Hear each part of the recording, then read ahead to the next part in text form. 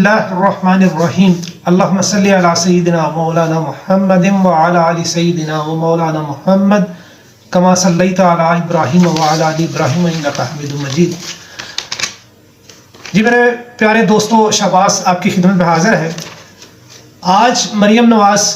London سے operate کروا کے 4 ماہ کے بعد پاکستان واپس آ گئی، دبئی سے ہوتی ہوئی۔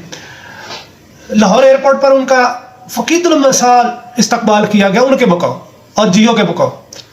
جبکہ حقیقت بالکل اس کے برعکس تھی۔ کیمرہ اس طرف سے جیو دکھا رہا تھا جہاں سے لگے کہ جم غفیر ان کے استقبال میں امڈ آیا، لیکن حالت اتنی پتلی تھی کہ عظمہ بہاری کو گراؤنڈ میں بیٹھنا پڑا، اس کو اسٹیج پہ ہی نہیں جانا دیا۔ یہ ایک اینکر پرسن ہے، ان کے بقول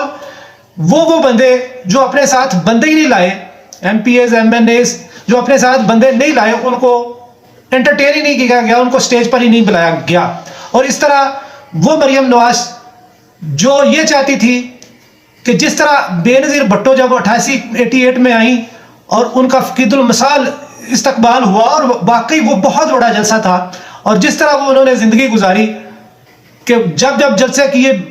لاتعداد لوگ آتے، اسی طرح پی ٹی آئی کے چیئرمین جہاں جاتے، جہاں کال دیتے، ابھی وہ ویژول خطاب کرتے ہیں تو ان کا ویڈیو لنک پہ جتنے بھی خطاب ہوتے ہیں وہ بھی اتنے لوگ اکٹھے ہو جاتے ہیں تمام شہروں میں، بیک وقت اتنے لوگ اکٹھے ہوتے ہیں۔ اور یہ ایک صرف لاہور ایئرپورٹ پہ لانا تھا بندوں کو، اور وہ بھی تمام ایم این اے اور ایم پی اے پنجاب کے اور دوسرے صوبوں کو بھی، اور تعداد بہت مختصر، بہت تھوڑی۔ اسی وجہ سے جسے ہر وقت مائک پہ رہنا آتا ہے، یعنی کہ تقریر کرنا چاہتی ہیں ہمیشہ مریم صفدر، وہ آج مختصر گفتگو کر کے تو جاتی عمرہ چلی گئی۔ یہ لوگ وہ ہیں جو عوام میں آنا ہی نہیں چاہتے، یہ خواص ہے۔ ان کو لایا گیا جہاز سے، اتارا گیا، ایم این ایز انہیں جہاز سے لے کے آئے استقبال کے کرتے ہوئے۔ یہ عوام کے لیے کیا کریں گے؟ تقریر میں انہوں نے ضرور باتیں کی، اور ان کو جو کہ طے کر دیا گیا ہوا، کہہ دیا گیا ہوا ہے کہ جو بیانیہ پہلے بنایا ہوا تھا نواز شریف نے اور اس نے مریم صفدر نے، اس بیانیہ سے ہٹا دیا گیا۔ نہ انہوں آرمی چیف یا کسی بھی چیف کے بارے میں یا عدلیہ کے بارے میں یا کسی بھی ادارے کے بارے میں انہوں نے باتیں نہیں کرنی، اب وہ نہیں کی، کوئی بات نہیں کی۔ عمران خان چونکہ پولیٹیکل اینیمی ہے، اس پہ بات کی، یہ اس کا حق بنتا ہے، پالیٹیشین کے بارے میں بات کریں، لیکن جو اسے کہہ دیا گیا ہوا ہے کہ تم نے بات نہیں کرنی اداروں پہ، وہ خاموش رہی، کسی ادارے پہ بات نہیں کی۔ اور وہ جو بیانیہ بنایا ہوا تھا ووٹ کو عزت دو، کیوں نکالا، کیسے نکالا، وہ سب ختم۔ یہ حالات دیکھیں گے، اس کے مطابق چلیں گے۔ خود یہ مفتاح اسماعیل کو لائے، خود مفتاح اسماعیل نے جب آئی ایم ایف سے ڈیل کر لی، سب کچھ کر لیا، تو اس کو لندن بلایا گیا اور وہاں سے اس کو فارغ کرا دیا گیا۔ اور یوں اسحاق ڈار کو یہ لے کے آئے، اور اسحاق ڈار نے جو معیشت کو تباہ کیا، اور آج اس کو تو تاج پہنائے جا رہے ہیں، مریم کو سونے کے تاج، اور لوگوں کے پاس کھانے کے لیے روٹی، آٹا، گھی، سب کچھ نایاب ہے لوگوں کے لیے، اور ان کے لیے سونے کے تاج۔ یہ اشرافیہ یہی چاہتی ہے، اور اشرافیہ کے وہ کل پرزے بھی یہی چاہتے ہیں، ان کی روٹی روزی بھی اسی طرح لگی ہوئی ہے۔ لیکن یہ عوام کا درد نہ سمجھ سکتے ہیں، کیونکہ عوام کو یہ اپنے ساتھ تو رکھتے ہی نہیں ہیں، عوام کے بارے میں یہ سوچ سکتے ہی نہیں ہیں۔ یہ صرف جھوٹ بولتے ہیں اور جھوٹے باتیں کرتے رہتے ہیں۔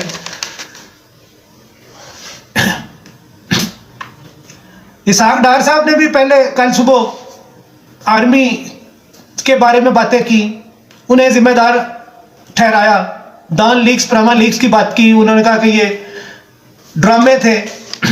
پھر جب کھچائی ہوئی تو پھر رات کو عمران خان کے بارے میں باتیں کی، جی اس نے تباہ کر دیا ملک کو، یہ کر دیا، اور یہی باتیں مریم نے بھی آج کہا، جی جو کچھ ہوا ہے وہ ان کی وجہ سے ہو رہا ہے، عمران خان کی وجہ سے۔ اور اس نے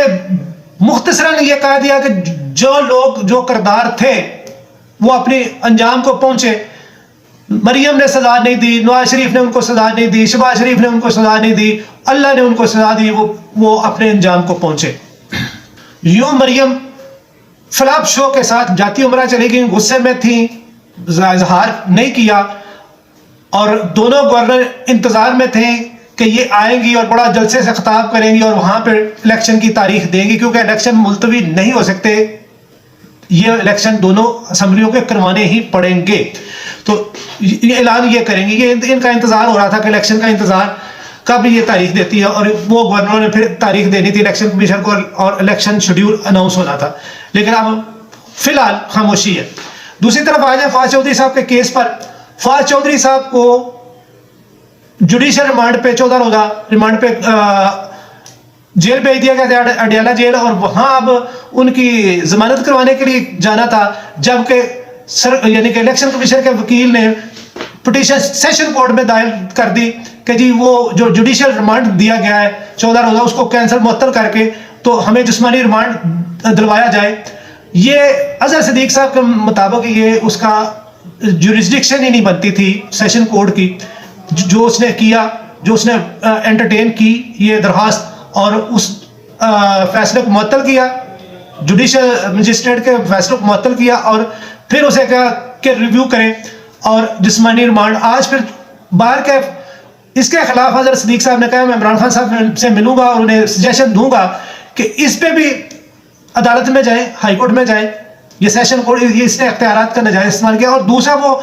کہ اس دن آئی جیز کیوں نہیں انہوں نے پیش کیا فواز چودھری صاحب کو لاہور ہائی کورٹ کی عدالت میں، اس میں بھی عدالت میں جائے، آئی جیز کے خلاف ویسے بھی پٹیشن ہو چکی ہے، تو اس کیس میں بھی وہ کہتے ہیں کہ وہ ان کی جب ہوگی موبائل لوکیشن چیک ہو جائے گی تو پتہ چل جائے گا وہ کہاں تھے، وہ جو بولا گیا وہ جھوٹ ہے، یعنی اس کی توہین عدالت اس میں بھی لگوانے کے لیے، اور اس کیس پہ بھی وہ کہتے ہیں کہ اس طرح کیا جائے۔ ہبا فواز چودھری جو ہیں ان کی وائف، ان کی طرف سے ان کے وکلا کی ٹیم کی طرف سے کہا گیا کہ ہمیں ان سے ملنے کی اجازت نہیں دی جا رہی۔ عدالت نے جوڈیشل مجسٹریٹ جو اس دن آج سیشن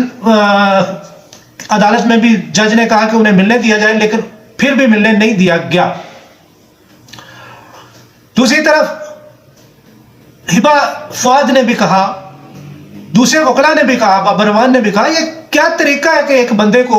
اور وہ ایک عام بندہ بھی نہیں ہے، وہ ترجمان ہے پی ٹی آئی کا اور سابق وفاقی وزیر ہے، اس چیز کو بھی چھوڑ دیں، وہ سپریم کورٹ کا وکیل ہے، یعنی پارٹی فیلیشن کو ایک طرف رکھتے ہوئے بھی دیکھیں کہ وہ سپریم کورٹ کا وکیل ہے، اور اس کو آپ دہشت گردوں کی طرف لے کر آ رہے ہیں،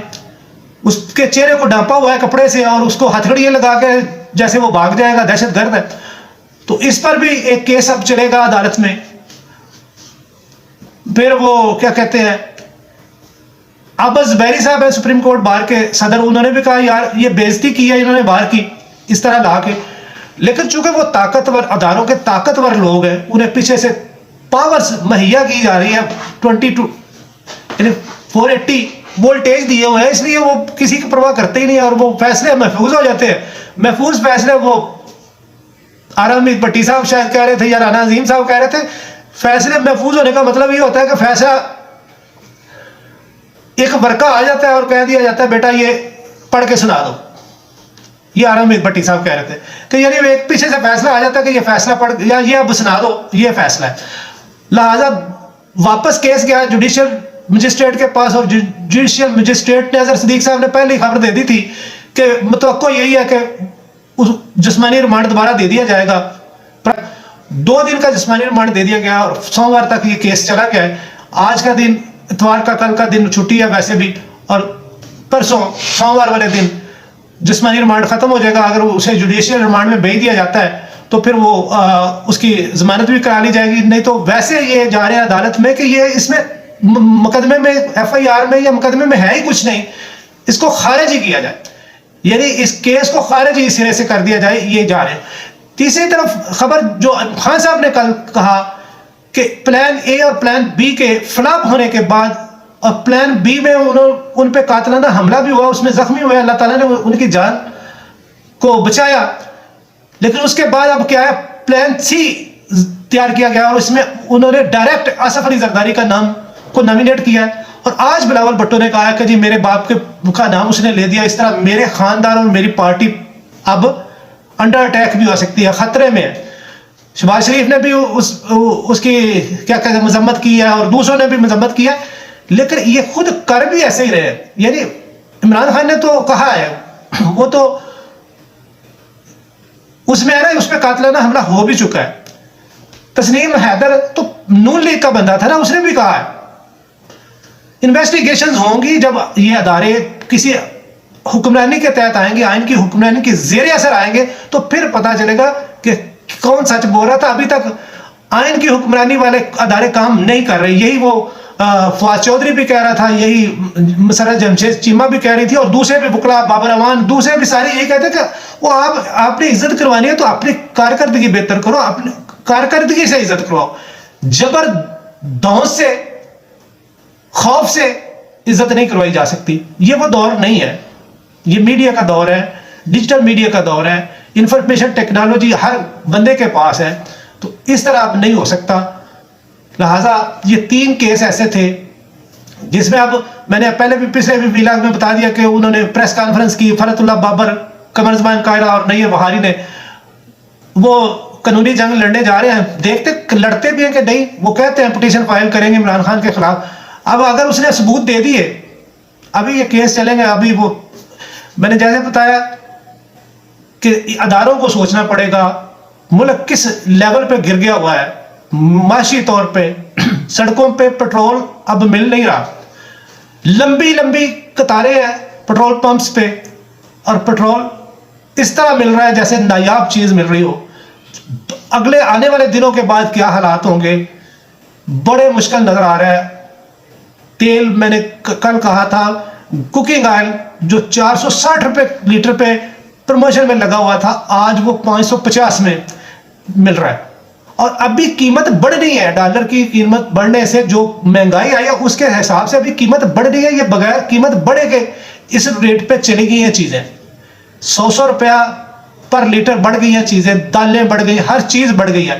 اور ابھی اثرات آنے ہیں, اگلے ہفتے تک پتہ چلے گا کہ کیا ہوتا ہے. اب تک کے لیے اتنا ہی. دعا میں یاد رکھیے گا, اس چینل کو بھی یاد رکھیے, لائک, کمنٹ, سجیشن دینا نہ بھولیے گا, اور اس کو سبسکرائب بھی کریں, بیل آئیکن کو پریس بھی کریں. بہت شکریہ. اللہ حافظ.